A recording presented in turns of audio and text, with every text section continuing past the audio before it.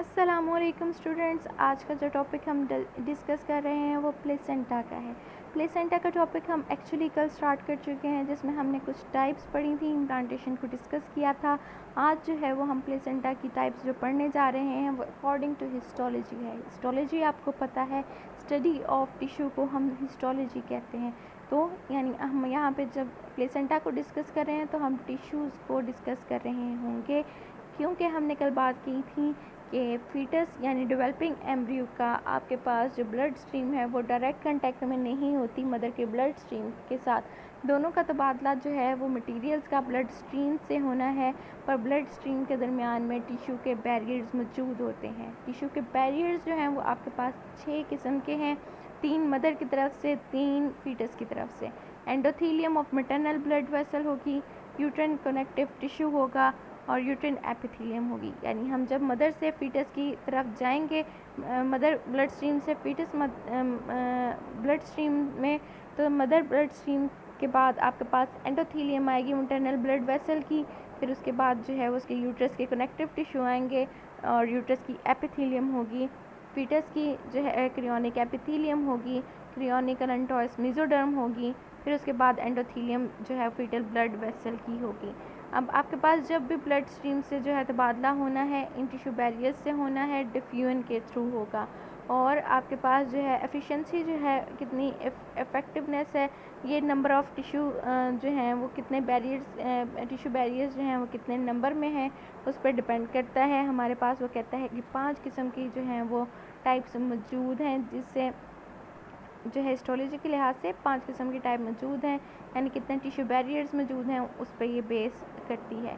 सबसे पहले आपके पास एपिथेलियो कोरियल प्लेसेंटा आता है।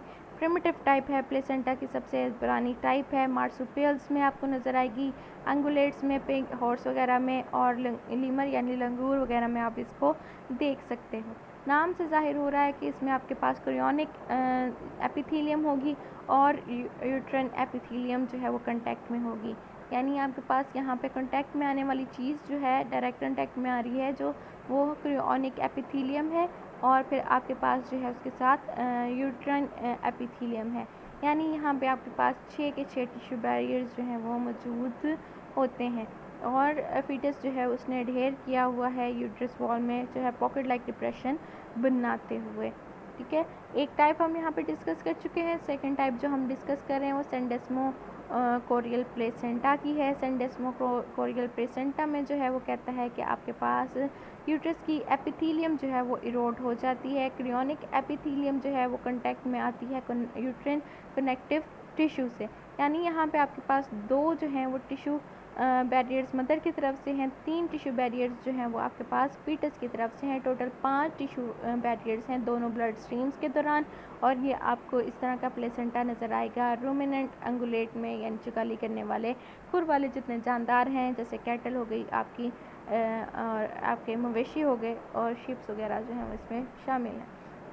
एंडोथीलियो कोरियल प्लेसेंटा नाम से ज़ाहिर हो रहा है, यहाँ पे आपके पास क्रियोनिक एपिथेलियम है जो कांटेक्ट में आ रही है मैटरनल ब्लड वेसल की एंडोथीलियम के साथ। तो हमारे पास 2 यहाँ पे बैरियर जो हैं वो इरोड हो चुके हैं। कौन कौन से? Uterine connective tissue, uterine epithelium.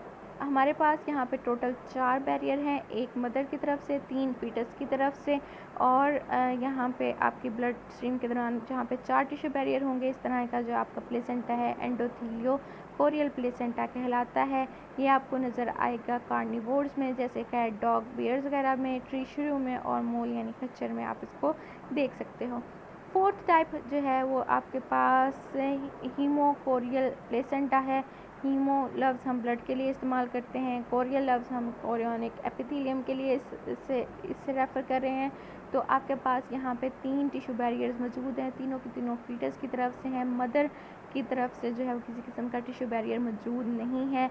Mother blood stream sinuses में डायरेक्ट वॉश कर रही होगी कोरियोनिक एपिथेलियम को, और वहाँ से जो है वो ब्लड स्ट्रीम के दरमियान में 3 टिश्यू का बैरियर्स बनेंगे। कौन कौन से? तीनों के तीनों आपके पास जो हैं वो क्रियोनिक एपिथेलियम, क्रियोनो एल्टोइस मेसोडर्म, और ब्लड वेसल के जो हैं वो एंडोथीलियम। तो इस तरह के जो आपका प्लेसेंटा जहाँ पे 3 टिश्यू बैरियर मौजूद हैं और उसको और तीनों के तीनों जो है फीटस की तरफ से हैं, मदर की तरफ से जो है वो किसी किस्म का बैरियर नहीं है।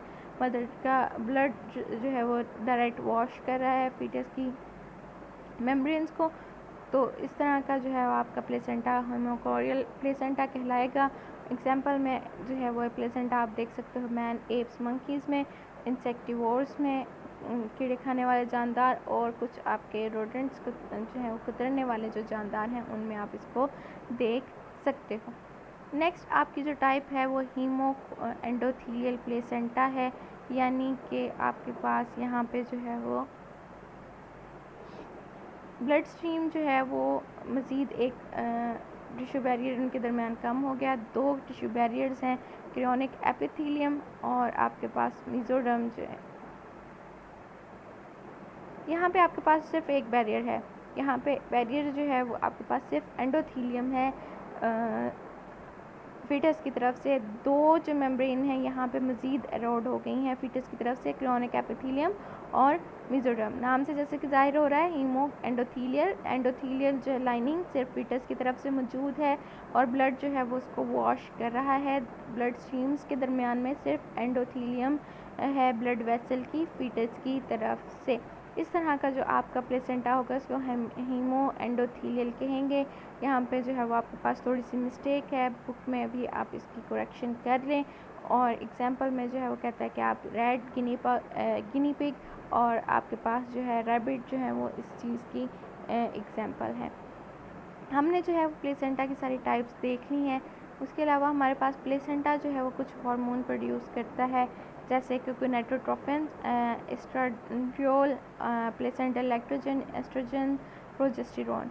ये जो है वो आपके पास एंडोक्राइन रोल है को कंट्रोल करते हैं पिट्यूटरी के और ओवरीज के प्रेगनेंसी के दौरान, यानी कि एग ना बने और मज़ीद जो है वो फर्टिलाइजेशन का प्रोसेस वगैरह जो है वो उसको स्टॉप कर जो है वो कंट्रोल करना और एग फॉर्मेशन को कंट्रोल करना। एग बनने का पूरा एक प्रोसेस है जो आप सेकेंड ईयर में पढ़ चुके हो, तो वो तमाम चीज़ें जो हैं उसको कंट्रोल कर रहा होता है प्लेसेंटा इन हार्मोन्स के साथ। उसके अलावा जो है वो रैबिट में, कुछ एनिमल्स में कहता है कि जैसे कि रैबिट उसने मिसाल दी है, रिलैक्सिन हार्मोन भी जो है वो प्रोड्यूस होता है कि रिलैक्सिन हार्मोन जो है वो पेल्विक लिगामेंट्स की जो है वो रिलैक्सेशन को जो है वो कंट्रोल करता है ताकि बर्थ का जो प्रोसेस है वो फैसिलिटेट हो सके। पेल्विक गिर्डल जो है वो ज़्यादा पेल्विक रीजन जो है वहाँ पे टिश्यूज़ वगैरह जो है वो ज़्यादा वाइड ओपन हो सकें ताकि बर्थ का प्रोसेस जो है वो ईज़ के साथ हो सके।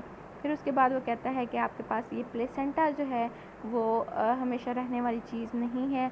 जैसे हम कल डिस्कस कर चुके थे कि आफ्टर बर्थ जो है, आफ्टर बर्थ के तौर पे ये बाहर जो है वो प्लेसेंटा आ जाता है डिलीवरी के बाद।